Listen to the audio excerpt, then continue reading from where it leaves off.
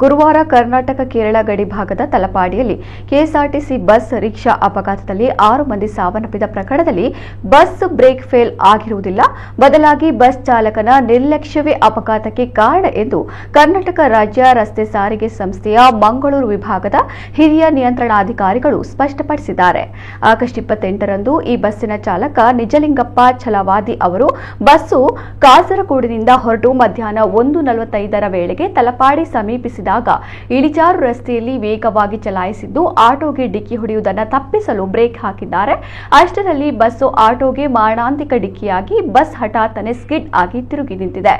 ಅಪಘಾತದಲ್ಲಿ ಆಟೋದಲ್ಲಿದ್ದ ಇಬ್ಬರು ಸ್ಥಳದಲ್ಲಿ ಮೃತಪಟ್ಟಿದ್ದರಿಂದ ಭಯಗೊಂಡು ಚಾಲಕ ತನ್ನ ಸೀಟಿನಿಂದ ಕೆಳಗಿಳಿದು ಓಡಿ ಹೋಗಿದ್ದಾನೆ. ಇದರಿಂದಾಗಿ ಬಸ್ಸು ಇಳಿಜಾರು ರಸ್ತೆಯಲ್ಲಿ ಹಿಮ್ಮುಖವಾಗಿ ಚಲಿಸಿ ರಸ್ತೆ ಬದಿಯಲ್ಲಿ ನಿಲ್ಲಿಸಿದ್ದ ಆಟೋ ಮತ್ತು ಬಸ್ಸಿಗೆ ಕಾಯುತ್ತಿದ್ದ ಇಬ್ಬರು ಪ್ರಯಾಣಿಕರಿಗೆ ಡಿಕ್ಕಿಯಾಗಿ ನಿಂತಿದೆ ಎಂದು ತಿಳಿಸಿದ್ದಾರೆ. ನಿಗಮದ ಎಲ್ಲಾ ಬಸ್ಸುಗಳಿಗೆ ಆಂತರಿಕ ವಿಮೆ ಇರುತ್ತದೆ. ಅಪಘಾತದಲ್ಲಿ ಮೃತಪಟ್ಟವರ ವಾರಸುದಾರರಿಗೆ ಈ ಪರಿಹಾರದ ನಿಧಿಯಿಂದ ತಲಾ 1 ಲಕ್ಷ ರೂಪಾಯಿಗಳಂತೆ ತುರ್ತು ಮಧ್ಯಂತರ ಪರಿಹಾರವನ್ನು ನೀಡಲಾಗಿದೆ. ಗಾಯಗೊಂಡ ಇಬ್ಬರ ಸಂಪೂರ್ಣ ವೈದ್ಯಕೀಯ ವೆಚ್ಚದ ಮೊತ್ತವನ್ನು ನಿಗಮದ ವತಿಯಿಂದ ಭರಿಸಲಾಗುವುದು.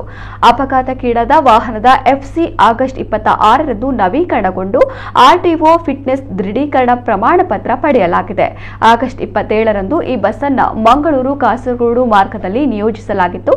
ಘಟಕದಿಂದ ಮಾರ್ಗ ಪ್ರಾರಂಭವಾದ ಸಮಯದಿಂದ 9 ಸುತ್ತುವಳಿಗಳನ್ನು ಪೂರ್ಣಗೊಳಿಸಿ ಅಪಘಾತವಾಗುವವರೆಗೆ ಸುಮಾರು 540 ಕಿಲೋಮೀಟರ್ ಕ್ರಮಿಸಿದ್ದು 10ನೇ ಸುತ್ತುವಳಿ ಸಂದರ್ಭ ಅಪಘಾತ ಸಂಭವಿಸಿದೆ. ಅಪಘಾತವು ಚಾಲಕನ ಅತಿವೇಗದ ಹಾಗೂ ಅಜಾಗರೂಕತೆಯ ಚಾಲನೆಯಿಂದ ಸಂಭವಿಸಿದ್ದು ಯಾವುದೇ ರೀತಿಯ ಬ್ರೇಕ್ ಫೇಲ್ ಅಥವಾ ತಾಂತ್ರಿಕ ದೋಷದಿಂದ ಸಂಭವಿಸಿರುವುದಿಲ್ಲ ಎಂದು ತಿಳಿಸಿದ್ದಾರೆ.